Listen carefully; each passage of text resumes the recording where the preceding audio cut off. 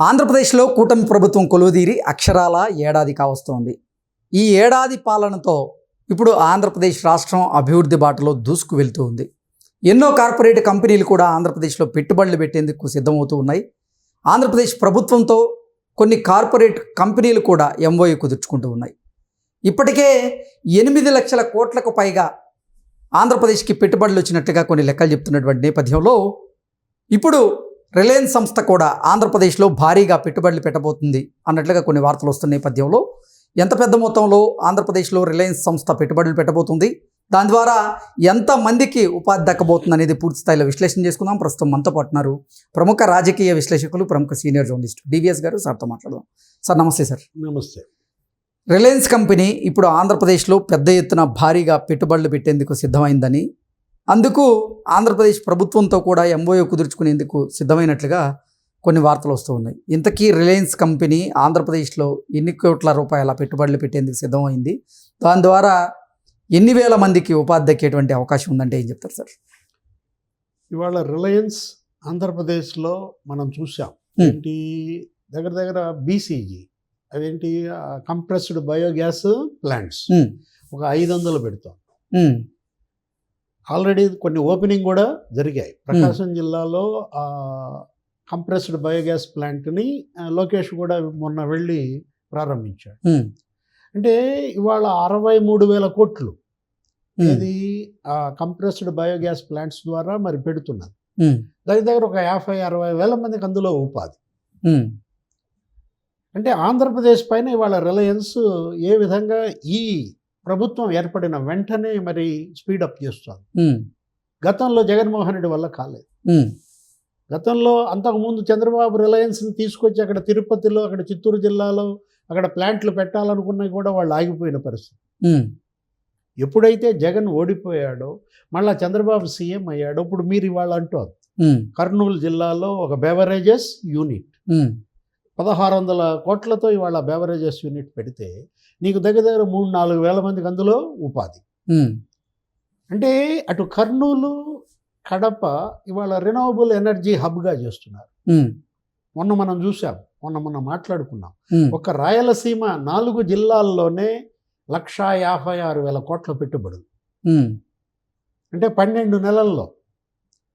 అంటే ఏ విధంగా అంటే సంవత్సరానికి నీకు నెలకి దగ్గర దగ్గర 10,000 కోట్లు పెట్టుబడులు.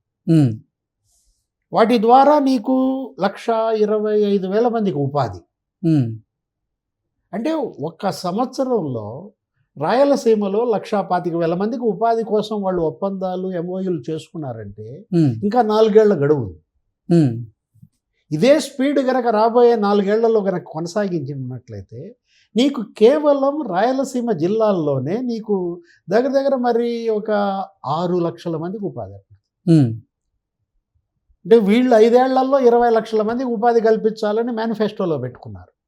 సంవత్సరానికి 4 లక్షలు అంటే 20 లక్షల మంది ఉపాధి. ఇది మొత్తం ఆంధ్రప్రదేశ్, ఉత్తరాంధ్ర, మధ్యాంధ్ర, కోస్తాంధ్ర, లేకపోతే సీమలోనే వీళ్ళు 6 లక్షల ఉద్యోగాల కల్పన టార్గెట్ అడుగులు పడుతున్నాయంటే ఎంత అభినందించాల్సిన అంశం. ఇవాళ డిఫెన్స్ హబ్ ఏర్పడుతుంది. రక్షణ శాఖ మొన్న ఢిల్లీ వెళ్ళి చంద్రబాబు రాజ్నాథ్ సింగ్ని కలిశారు. రాజ్నాథ్ సింగ్ని కలిసి మొత్తం అన్ని రాష్ట్రాల్లో మరి డిఫెన్స్ పరిశ్రమలు ఉన్నాయి. ఇవాళ హైదరాబాద్ అసలు డిఫెన్స్కి హబ్గా మారుతోంది. రాఫెల్ కూడా ఇవాళ యుద్ధ విమాన పరికరాలు నీకు హైదరాబాద్లో తయారవుతున్నాయి. ఎటువంటి డిఫెన్స్ పరిశ్రమలు లేని రాష్ట్రం ఆంధ్రప్రదేశ్ అని చెప్పారు. రాజ్నాథ్ సింగ్ ఆశ్చర్యపోయి పూర్తిగా ఇప్పుడు రాబోయే బడ్జెట్ ఈ 5 ఏళ్లలో ఎన్డీఏ ప్రభుత్వం పెట్టేటటువంటి డిఫెన్స్ యూనిట్స్లో అత్యధిక భాగం, సింహభాగం ఆంధ్రప్రదేశ్లో పెట్టిస్తానని హామీ ఇచ్చారు. కర్ణాటక ఆయన మంత్రి మొన్న గగ్గోలు పెట్టాడు. ఏమన్నాడు, చంద్రబాబు రాజ్నాథ్ సింగ్ని కలిసి బెంగళూరులో మా హాల్ ఎత్తుకుపోతున్నారు, హిందుస్థాన్ ఏరోనాటిక్స్ లిమిటెడ్ బెంగళూరు ఆపరేషన్స్ని మరి సీమకి మార్చమంటున్నారని ఆయన, చంద్రబాబు లాంటి సీనియర్ నాయకుడు ఈ విధంగా చేస్తాడని నేను అనుకోవట్లేదు అని మళ్ళీ సన్నాయి నొక్కులు నొక్కితే మొన్న మహానాడులో చంద్రబాబు క్లారిటీ కూడా ఇచ్చాడు. అవును, ఏది, నేను అసలు పొరుగు రాష్ట్రాల్లో ఉన్న ఏ పరిశ్రమని ఇక్కడికి తరలించమని మేము ఎప్పుడూ ఎవరిని అడిగే అవకాశం, అసలు ఆ పని ఎందుకు చేస్తాం, ఎక్స్టెన్షన్ మాత్రమే మేము కోరుకుంటున్నాం అని కొత్త చెప్పారు. యూనిట్స్ పెడితే ఉమ్, ఫస్ట్ ప్రయారిటీ ఆంధ్రప్రదేశ్కి ఇవ్వమని మేము అడిగాం. ఉమ్, ఇప్పుడు కళ్యాణి గ్రూప్ ఇవాళ వస్తుంది, ఉమ్, అదే భారత్ ఫోర్జ్ వాళ్ళది ఇవాళ డిఫెన్స్ ఆ ఎక్విప్మెంట్స్ పరిశ్రమలన్నీ వాళ్ళు అక్కడికి వస్తున్న నేపథ్యంలో ఉమ్, ఆల్రెడీ ఇప్పటికీ కేంద్ర ప్రభుత్వం 2 నోడ్లు డెవలప్ చేస్తోంది. ఉమ్, కొప్పర్తి, ఓర్వకల్ 6,000 కోట్లు పెట్టుబడులు పెడుతున్నారు. ఉమ్, ఒక కొప్పర్తి నోడు కావచ్చు, ఓర్వకల్ నోడు కావచ్చు.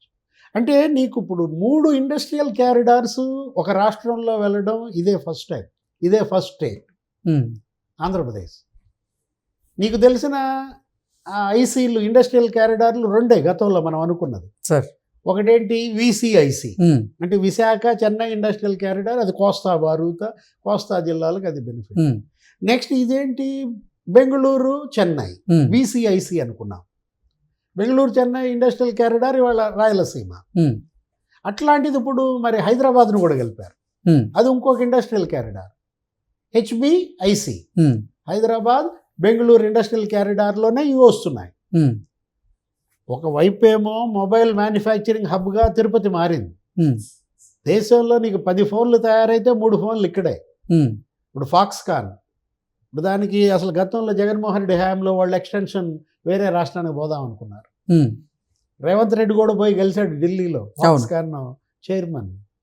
కానీ మరి ఫాక్స్కాన్ ఎక్స్టెన్షన్ కూడా ఇవాళ ఇక్కడ పెడతా ఉంటున్నారు. ఉమ్, ఏ విధంగా జగన్మోహన్ రెడ్డి తరిమేసినటువంటి ఫ్యాక్టరీలన్నీ మళ్ళీ ఆంధ్రప్రదేశ్కి లాక్కొచ్చే ప్రయత్నం. ఉమ్, ఇప్పటికీ కృష్ణ ఈ 12 నెలల్లో చంద్రబాబు ప్రభుత్వం ఉమ్, నీకు 9.5 లక్షల కోట్ల పెట్టుబడులతో ఎంఓయూలు చేసుకున్నారు. ఉమ్, గూగుల్ క్లౌడ్ ఇక్కడ పెడుతోంది, అమరావతిలో పెడుతున్నారు. అసలు టీసీఎస్ విశాఖపట్నంలో వచ్చింది, ఉమ్, 1600 కోట్ల పెట్టుబడులతో అక్కడ మరి దగ్గర దగ్గర 12,000 మందికి అది ఉపాధి కల్పిస్తుంది. ఉమ్, ఆ వర్సా అంటాడు జగన్, ఇడ్లీ అంటాడు. ఉమ్, అంటే రూపాయికి ఇడ్లీ కూడా రావట్లేదు, చంద్రబాబు ఎకరం ఇస్తున్నాడు అంటాడు. వాళ్ళేం పాపం గగ్గోలు. ఉమ్, ఎవరు? ఆ వర్సా వాళ్ళు. మేము ఎకరం 50 లక్షలకి 56 ఎకరాలు కొన్నామండి. ఉమ్, ఎకరం ₹1,00,00,000కి 3.5 ఎకరాలు కొన్నాం. ఉమ్, ఈ ఇడ్లీ గోలేంటి?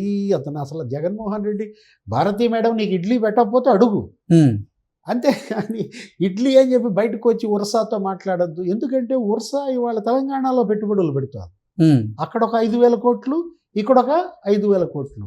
ఉమ్, అక్కడెవరు ఇలాంటి మాటలు మాట్లాడతలేదు. ఇప్పుడు జగన్ను చూసి కొద్దిగా కేటీఆర్ ఏదో ఒక మాట అన్నట్టున్నాడు. ఉమ్, ఏపీలో ఉర్సా గగ్గోలు పడుతోంది కాబట్టి ఇతను ఇక్కడ కూడా ఏదో మాటలు మాట్లాడాడు. ఇవాళ తెలంగాణకి ధీటుగా మించి ఇన్వెస్ట్మెంట్స్ డెస్టినేషన్గా ఆంధ్రప్రదేశ్ మారుతున్న తరుణంలో ఉమ్, జగన్మోహన్ రెడ్డి ఏం చేస్తున్నాడు? రావద్దని మెయిల్స్ పంపిస్తాడు, ఉమ్, ఇక్కడ సెక్యూరిటీ లేదంటాడు, లేని లా అండ్ ఆర్డర్ సమస్య క్రియేట్ చేస్తాడు, ఉమ్, వెన్నుపోటు దినం అంటాడు, లేకపోతే తద్దినం అంటాడు, లేకపోతే అసలు ఏదో ఆందోళనకు పిలిపిస్తాడు, నేనున్నాను అని Hmm. భయపెట్టే ప్రయత్నం. ఉమ్, వాళ్ళు కూడా పారిశ్రామికవేత్తలు బెదిరిపోయారు కదా. ఉమ్, ఢిల్లీలో ఆయన సీఎం అయిన కొత్తలో చంద్రబాబుని ఏమంటే మీ దగ్గర భూతం ఉంది అన్నారు. ఉమ్, అంటే భూతం అంటే ఇవాళ పారిశ్రామికవేత్తలు జగన్మోహన్ రెడ్డిని ఎంత భయం పుట్టించాడు. ఉమ్, ఇప్పుడు ఆ భయాన్ని అధిగమించి చంద్రబాబు ఇస్తున్న ధైర్యం ఉమ్, ఇవాళ పారిశ్రామికవేత్తలంతా ఆంధ్రప్రదేశ్లో అడుగు పెడుతున్నారు. ప్రధానమంత్రి 2 సార్లు వచ్చారయ్యా. ఉమ్, అక్కడ 2 లక్షల కోట్లతో అక్కడ పనులు, ఎక్కడ? విశాఖపట్నం చుట్టూ ఉత్తరాంధ్రాలో ఉమ్, గ్రీన్ హైడ్రోజన్ హబ్, ఎన్టీపీసీ 1,50,000 కోట్లు అంట, ఆర్సిలార్ మెటల్ స్టీల్ కంపెనీ 1,65,000 కోట్లు అంట. ఉమ్, ఇక్కడ అమరావతిలో మొన్న 1,00,000 కోట్లతో శంకుస్థాపన చేశారు. అంటే ఒక ఇన్ఫ్రాస్ట్రక్చర్ డెవలప్మెంట్, ఉమ్, ఒక ఇండస్ట్రియల్ డెవలప్మెంట్. అటు రోడ్లు వేస్తున్నారు 78,000 కోట్లతో, ఉమ్, ఇటు రైల్ ప్రాజెక్టులు 90,000 కోట్లతో. రైల్వే తొలి బడ్జెట్లోనే నీకు 9,000 కోట్లు ఇచ్చారు. ఉమ్, దేశంలో అతిపెద్ద రైల్వే స్టేషన్ అంట. సార్. ఎక్కడ?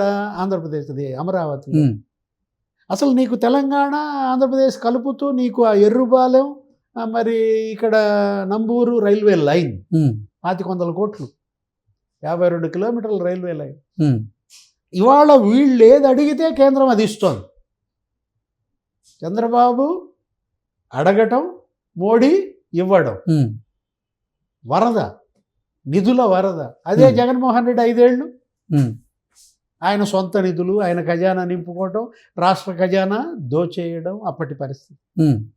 ప్రజలు వీటన్నిటిపైన చర్చిస్తున్నారు. ఏది మంచి ఏది చెడు ఇవాళ ప్రజలే నిర్ణయించుకోవాలి. Okay sir, thank you so much.